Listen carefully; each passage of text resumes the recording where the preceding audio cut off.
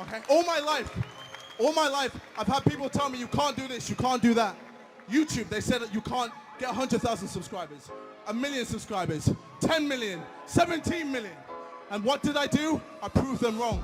Same with the music. People said I couldn't do music. And you know what? I proved them all wrong. And of course, with boxing, they said 8,000 people were gonna see my head knocked out on the canvas. And the million people watching. Look at me now, motherfucker. Look at me now. And the thing is, it's like people don't understand. We fucking train like boxers, bro. We harder than boxing. Bro, we go in there like, holy shit, the world's watching. Everyone's saying we can't do this, we can't do that. Bro, do you think we're just gonna be like, oh, we're YouTubers, we should try and just wing it? Nah, bro. Winging it is like kind of what Deji did against Vinny. Not to put him under the bus, but it's kind of what Deji did. We go in like, bro, we are gladiators. We have to prove to everyone that we can fight, and we're gonna fucking do it. And no one can say shit. And then when we do it, they go, oh shit, that was actually I didn't expect that. Come on, man. I know. Like, we're YouTube, that's just how we are. KSI, one of the OGs of the YouTube and celebrity boxing scene. From harassing his brother in his mom's basement to lacing up the boxing gloves and stepping into the world of combat sports. From FIFA live streams to rap videos to putting on blockbuster events with both Joe Weller and Logan Paul, the guy's done it all. But how good is his boxing really? Is KSI just an overhand right spamming artist, or is there some more craftiness and depth to his game than meets the eye? You guys asked for it, you guys wanted it, and KiwiMMA is here to deliver the goods once again. Real quick, this is KiwiMMA, and if you're new here and enjoy combat sports breakdowns, especially on more unconventional fighters and matchups like YouTube boxers, then please subscribe to the channel below, and let me know in the comments what you think about KSI's boxing.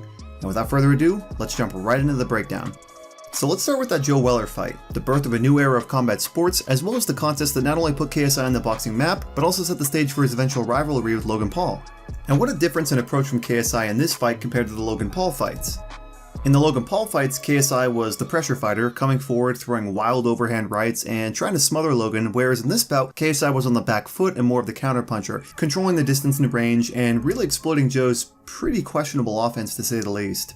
One thing you'll notice in this fight was the gap in skill here, even amidst novices, was pretty striking. Weller came in with a one-dimensional game plan, basically looking to emulate Mike Tyson's peekaboo style offense. Now, the peekaboo is an aggressive style where you keep your hands up, elbows in and chin down, and as you come forward to close the distance, you avoid the straight punches by slipping side to side, and for winging punches, you bob and weave. Timing is everything with this style, as you don't want to slip too early or too far away, else your opponent starts to time you and land at a distance.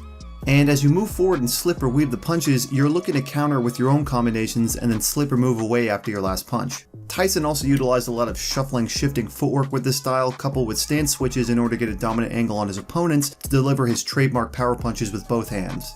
So that's a crash course in the peekaboo style, and this was essentially the approach Weller looked to take, but man oh man did he lack the footwork and overall boxing IQ to implement it.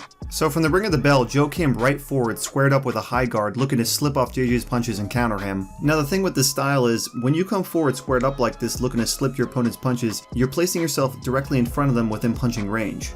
Right, if your head movement and footwork isn't on point here to mitigate being in the danger zone, at any moment you can get jabbed or be susceptible to a power blow because you're literally right in front of your opponent within their range. And this was just the perfect storm of errors for Joe, because not only was his head movement subpar at best, but there were many times when he did slip KSI's lead jab, he wouldn't capitalize on the opportunity.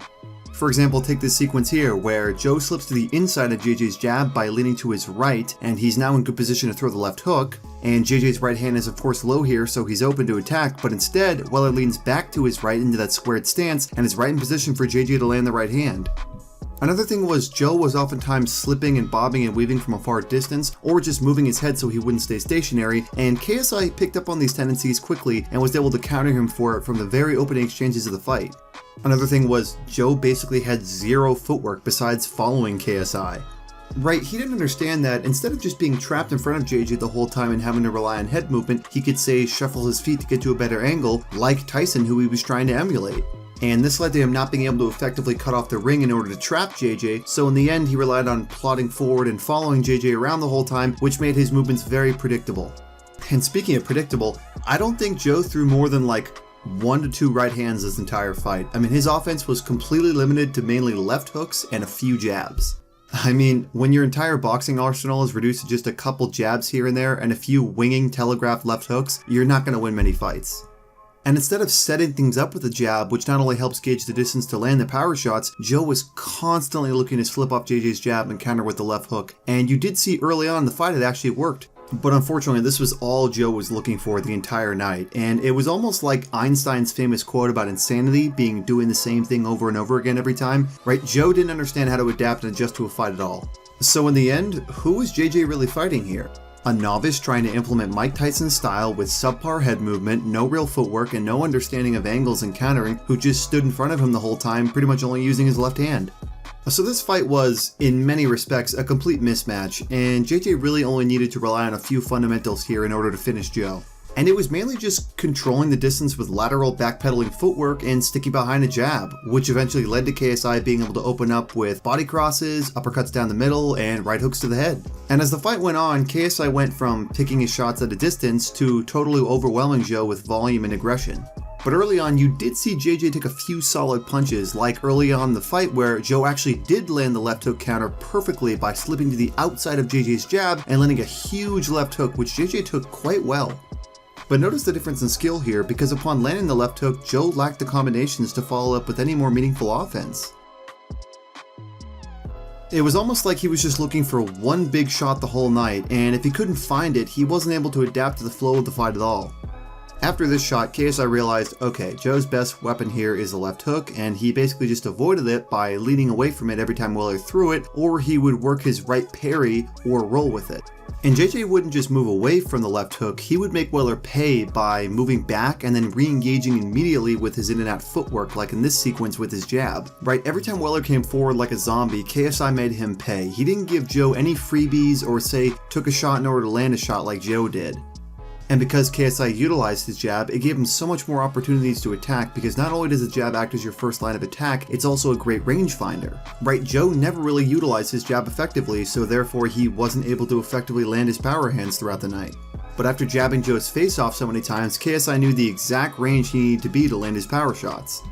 It also didn't help that Joe basically allowed KSI to probe with his lead hand on him the entire night, which made landing the right hand much easier. So this sequence here perfectly summarizes most of the exchanges in this fight. So here, KSI is moving around while Weller just plods forward and follows him with a high guard. KSI is picking and probing with his jab, which is further conditioning Weller to keep his guard up high. KSI then circles around and jabs Weller's face, but this is really just meant to probe for his right hand to the body, which he lands flush.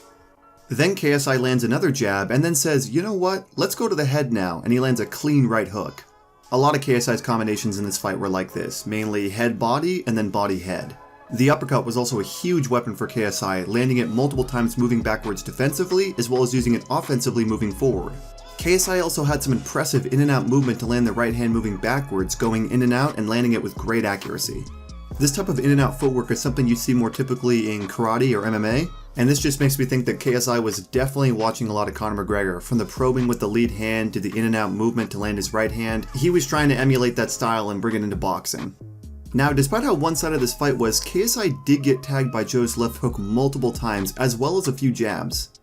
And this was because obviously both his hands were very low and his chin was up the entire fight, but also because KSI hadn't quite perfected his parry yet, and you'll see in the Logan Paul section next how he really improved on that. And the other big thing was KSI wasn't really utilizing a strategic high guard similar to what Logan Paul did in their second fight, nor dipping and exiting away after throwing his shots. So while KSI was able to negate most of Weller's left hook attacks and counters by parrying and moving away, there were a few times where Weller simply took a few shots to give one back. Like in this sequence where KSI threw 3 body shots in a row before Weller eventually was able to counter with the left hook. Or take this clip from the third round where Joe dips down in front of JJ to try to bait out JJ's jab. Joe dips down a second time, but because JJ has already downloaded the data and found his range with his lead hand from the previous Weller dip, KSI throws the right uppercut down low, which lands clean. This was a huge problem for Joe because using head and trunk movement in front of your opponent just to stay mobile can sometimes lead to you getting timed and countered, right? You have to create some offense with this movement in order to make it effective. So JJ lands the uppercut perfectly down the middle, but then proceeds to stay right in front of Joe. Both his hands are low, his chin is up, and Weller lands another left hook clean. But then give KSI credit because after getting tagged, he immediately circles back to the center of the ring. His ring awareness was much better than Weller's. But ultimately, it was just a little too late for Joe Weller, and by round 3, JJ came out blitzing him with volume and combinations, and Weller just couldn't weather the storm anymore. So as I said, in the end, this fight was a total mismatch, but regardless, we saw some good stuff from KSI. He started the fight off setting up with his jab, which helped him find his range immediately. His shot selection and varied head-body attacks were impressive for a novice.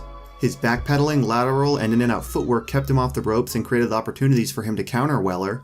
He also showed good fight IQ, being able to adjust immediately to Weller's best punch, being the left hook, by parrying it, rolling, and moving away from it. And lastly, he showed good ring generalship and discipline, following his coach's game plan to a T, knowing when to slow down and when to turn the gas up. Of course, there were many technical flaws, but not a bad debut for the British YouTuber. But how would KSI do versus Logan Paul, a bigger, more explosive, and more athletic fighter with a fast jab and a more varied boxing skill set? Now, this fight was literally the exact opposite approach KSI took in the Weller fight. Instead of fighting on the back foot and looking to counter, JJ was more of the pressure fighter, because he had to find a way to get on the inside of the longer, faster, and more explosive fighter in Logan Paul.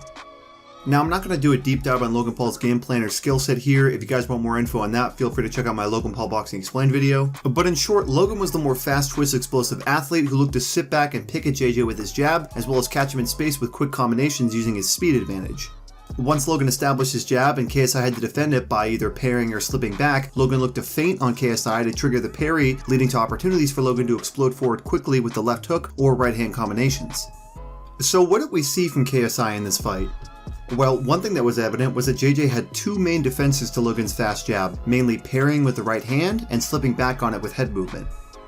And I gotta give JJ credit, while Logan did land the jab on him throughout the fight, he did do a fantastic job parrying it away most of the time. But ultimately, this wasn't going to win JJ the fight, because obviously Logan had more than a jab. So since KSI had to respect the jab and defend it, this allowed Logan to find success feinting on KSI and catching him in space with his speed, either when KSI would drop his hand after parrying, or while moving back and slipping backwards. So like in this exchange, Logan feints the jab, which gets KSI to parry with his rear right hand, leaving a big opening for the left hook around the side if Logan had space to throw it. Now KSI did seem to anticipate Logan's left hook and move back, but afterwards he planted himself, which allowed Logan to move forward quickly and land the right hand. So while KSI did well to defend against the initial jabs, it was when Logan went to follow up with a right hand that KSI was getting caught early by Logan's speed and explosiveness. So in order to win, KSI was going to have to weather the early storm and have the patience to download Logan's data so that he could outlast him in the later rounds. But not before taking more punishment, like Logan's best moment in the first round where Logan, once again, feints with that lead hand, getting KSI to lift it up in order to parry. KSI focuses all his attention on Logan's jab on his right side that he completely neglects his left side, which is totally open with his lead hand down, and Logan is able to land the right overhand. So Logan lands the follow-up jab, and then KSI, possibly due to him being rocked and losing his spatial awareness, walks forward nonchalantly looking to probe with that lead hand and gets hit with a nice combo from Logan. Credit to KSI's chin though, because he took these punches very well. So round 1, Logan clearly won, but JJ still took some things from that round, mainly feinting and starting to see Logan's reactions. And he also figured that eventually Logan would have to slow down and that his explosiveness would fade, and as we'll see, KSI had the cardio and toughness to eventually outlast Logan. So from round 2 on, JJ slowly started to download the data and began to find his openings on Logan more. He started to make an adjustment to Logan's jab where instead of just parrying it, he would parry and then try to come forward with the jab and then try to land the right overhand over the top of Logan's left hook as a counter. And while throwing the right hand, he'd get his lead foot on the inside of Logan's lead foot to line up his right hand while turning his head to the left to evade the left hook. The only thing is this does line you up with your opponent's right hand. But luckily Logan opted mainly to hold with the lead hand so that he could clinch up instead of countering. So ultimately KSI never really ran into any right hands. KSI also started to feint a lot more, mainly just subtle hand feints trying to bait Logan's jab or left hook, but also just to keep Logan on edge. And then KSI started to use some trunk movement to feint and land on Logan in some very sneaky ways here. So here, JJ dips his head to his left to see how Logan reacts. Now Logan's reaction is to slightly lean back, thinking it's a right hand or overhand coming. KSI then dips back up and actually shows Logan his right hand, which draws Logan's attention towards KSI's upper body, but this was all a deception for KSI to mask his step to get to the inside of Logan's lead foot so that he could measure for his lead hand. And all KSI needed was that split second of time to measure as he throws a bomb of a right overhand that once again lands right over the top of Logan's left hook. And that's one of the huge advantages to the overhand punch. While it is looping, it's a perfect counter against the jab and left hook because it's able to land around the side of those punches. Now, to be honest, it's likely a more experienced boxer with better reactions probably wouldn't have been fooled by these awkward setups from KSI. You know, this may have just been Logan's inexperience and poor reactions to JJ's feints and setups that allowed for these attacks to happen. But you gotta give the guy credit for finding ways to land that work, even if they're not the most technical or defensively sound way of doing it. Now, an issue for JJ here, even though he landed the overhand, was that he didn't have an exiting strategy at all. Right, you guys have heard me talk about dipping out on the same side you threw the punch, or you can dip out on the opposite side as well. This just ensures that you're protected after landing your punch and are out of range by the time you've finished. But JJ would not do this. A lot of times he'd throw and then completely plant himself in space or totally overextend and allow the momentum of the punch to carry him forward to the point where he was totally off balance and exposed almost every single time he threw a right hand. While he got away with this versus Logan, against a more experienced boxer, even the Logan of today, JJ could have been completely exposed for this. The other thing was, JJ was pretty singular with his attacks. Like even in this sequence, KSI could have made Logan pay more by following up with a left hook, for example. Right, a lot of KSI's attacks were either feinting or pulling back to try to land the right overhand, but if he dished out some more combinations, he may have been able to even finish Logan. In this sequence alone, for example, KSI lands the right overhand, and look how his foot is on the inside of Logan's lead foot here. Right, KSI has the dominant angle here due to his foot placement, as well as the fact that Logan dropped his hand after throwing the check left hook, and the fact that he planted himself. KSI could have jabbed here, thrown the left hook, or even followed up with another right hand and then exited out, but instead KSI opted to plant himself and move back. Right, Logan didn't hesitate to double up on his combinations when he had hurt KSI, so JJ probably should have done the same. And then back to JJ's overextending with the right overhand. I mean, there were times where this got quite ridiculous. Right, remember, you want to be in position at all times with a big looping punch like an overhand, so you either want to throw it and then dip out on the same side you threw the punch, or draw it right back to your face and keep that tight guard. But as I mentioned before, JJ definitely did not do this and would get himself completely off balance, and this led to Logan actually countering him effectively a few times. And Logan would typically do this by pulling back on JJ's overhand right while JJ overextended and landing the right hook counter. But as I mentioned in my Logan Paul boxing video, this was really the only counter Logan had success with, and since Logan didn't have a proper understanding of how to counter the overhand right, JJ just continued to get away with this. And yet again, another technical issue with KSI's overhand setups was that he never slipped to the inside of Logan's jab to land it. Right, this is possibly the most effective and fundamental strategy to land the overhand right, where you step your feet to the left of your opponent while slipping your head to the left of their jab, which creates natural momentum for you to land the overhand right over the top of your opponent's jab. You simultaneously evade their jab while lining yourself up for that overhand counter.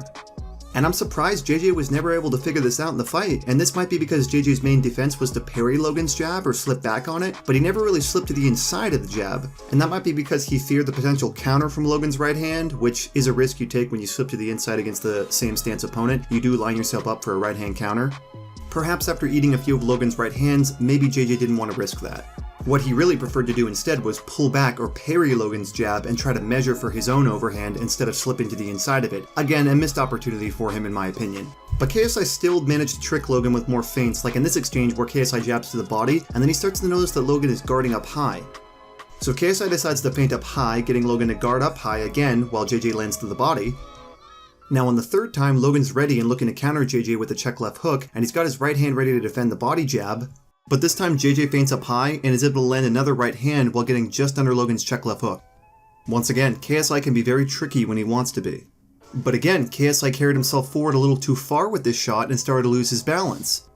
If he could have thrown this punch with a little more control and had an exiting strategy, he could have avoided what would have happened next. But the momentum carries KSI so much that he has to jerk himself back into his fighting stance, and once again he's totally open here, both hands low and chin wide open for Logan to explode forward with a quick 1-2-1 combination. Now as the fight progressed, technique and finesse kind of fell out the window here. Let's not kid ourselves here, KSI got pretty wild trying to press Logan in the later rounds. Really spamming that overhand right, throwing 2 in a row at times, or literally running forward at Logan with no setups whatsoever. But again, it didn't matter because Logan didn't know how to counter the overhand right, he didn't deal well with the pressure, and his cardio was quickly fading as each round went on. There were times they'd start exchanging in the pocket, like here, where KSI parries the jab well, and he could have landed the jab here, but instead he smells blood and goes right for that overhand again, actually running into Logan's jab. And honestly, I think the only reason why JJ tended to do better when they exchanged in the pocket was Logan didn't have great head movement, and since JJ was constantly throwing the overhand right, the momentum of turning your body to your left to throw the punch probably helped get his head more off the center line. Like here, where he turns his head off the center line to evade Logan's right hand and land his own.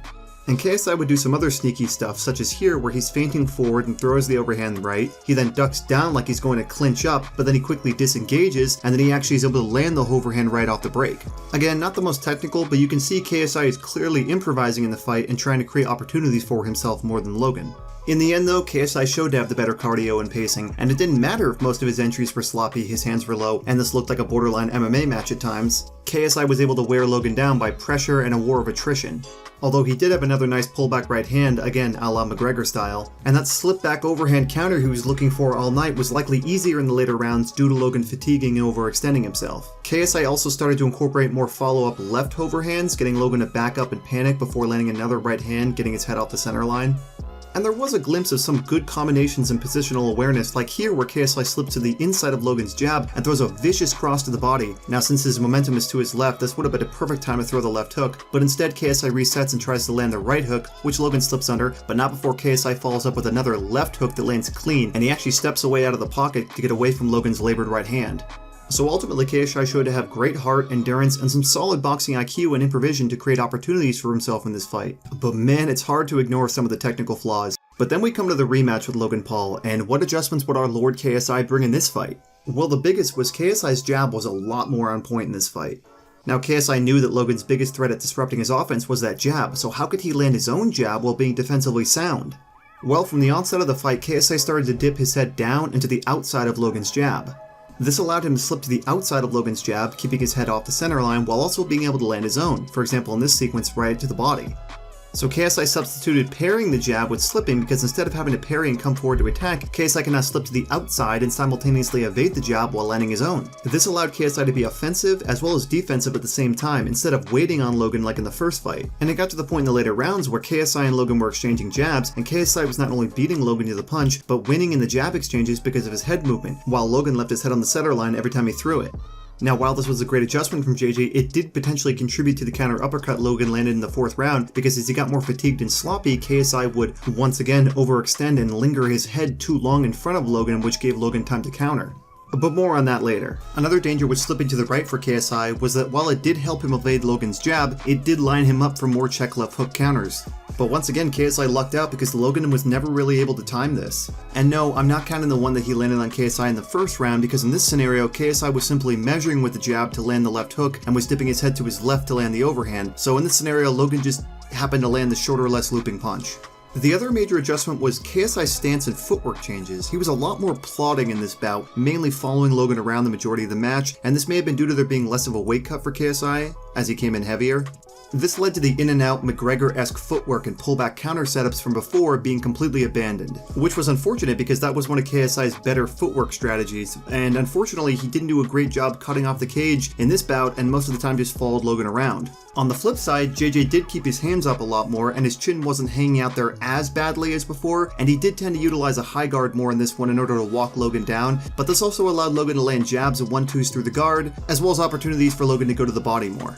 And KSI did dip out on the same side a few times after throwing the right hand, which was good to see, and you could argue he was less sloppy in this fight than before, but as fatigue and muscle memory kicked in, we still saw a lot of the same sloppy overhand setups, pullback right hand counters, and just reckless offense from JJ, but I suppose you could say it wasn't as exaggerated as before.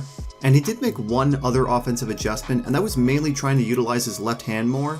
And this was mainly by following up his overhand right attacks with the left overhand. So after throwing the overhand right, KSI would step ahead carrying his rear foot forward so that he could then shift into the southpaw stance to land the overhand left. Basically a very crude version of what's called shifting in boxing, where you let the momentum of your punch carry you forward into another one. And KSI was actually successful with this on a few occasions, like in the first round when he caught Logan completely off guard with the left overhand, until Logan started to defend this by guarding up with the right high guard and circling away. He also did try to incorporate the left hook more, trying to slip on the outside of Logan's jab and land it, which he did land once, but it came far too late in the fight, and JJ really didn't have much more success with this combination. And if you notice in this exchange, JJ actually takes his eyes off of Logan and looks down, very similar to what Jake did against Woodley in their fight. And it was interesting to see the change in KSI's cardio and pacing, because in the first fight he started off slowly, picking the pace up more and more as the fight went on, but in this fight he started faster and more aggressive, but definitely started to burn himself out going into the fourth round, which may have led to, again, Logan's counter uppercut. So KSI made some good adjustments, but as the fight went on, we did start to see him resort back to a lot of his old habits and tendencies. But I'll give him credit, he did establish more of a jab this fight, and he definitely brought the pressure on Logan as usual. So let's just briefly go through some of JJ's more memorable moments in the fight, good and bad. So here, KSI is establishing his jab, which lands through the inside of Logan's guard, and after establishing his jab and finding his range, KSI decides to try to follow up with his patented overhand right. But before he can measure with the lead hand and get his head to his left to land the overhand right, Logan is able to land the check left hook on the inside. Luckily, it doesn't look like it lands as clean as it would have had KSI slipped to the outside, in which case he would have ran into it, whereas here, KSI was already moving his head to his left to throw the overhand right, so he almost rolled with the punch. Then we go to this sequence here where KSI once again is looking to slip to the outside of Logan's jab so that he can counter with the overhand. He slips successfully and throws the overhand, but Logan wisely moves back and is able to shoulder roll it. So KSI again tries to follow up with the left hook, which is blocked by Logan's right guard. And this is where KSI's pressure and tenacity helps him, because he continues to hunt Logan down right into the corner of the ring, and he goes once again for that jab to measure into right overhand combo. Logan slips to the outside of the jab, but then plants himself low, which allows KSI to land the overhand right over the top into the back of Logan's head. You can literally see the second after the shot lands, Logan loses his legs instantly. Again, it wasn't the most perfect setup to land, but KSI found a way, and he did it by just continuing his offense, whereas Logan presumed that he was safe and planted himself. And then we go to that counter uppercut Logan landed on KSI, and why exactly did this exchange happen in the first place?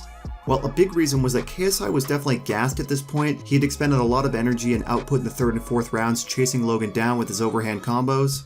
He was dishing out a lot more volume than Logan in general and as the aggressor, but he was also throwing a lot of heavy power hands in a row and whiffing on many of them, which can tire you out for sure.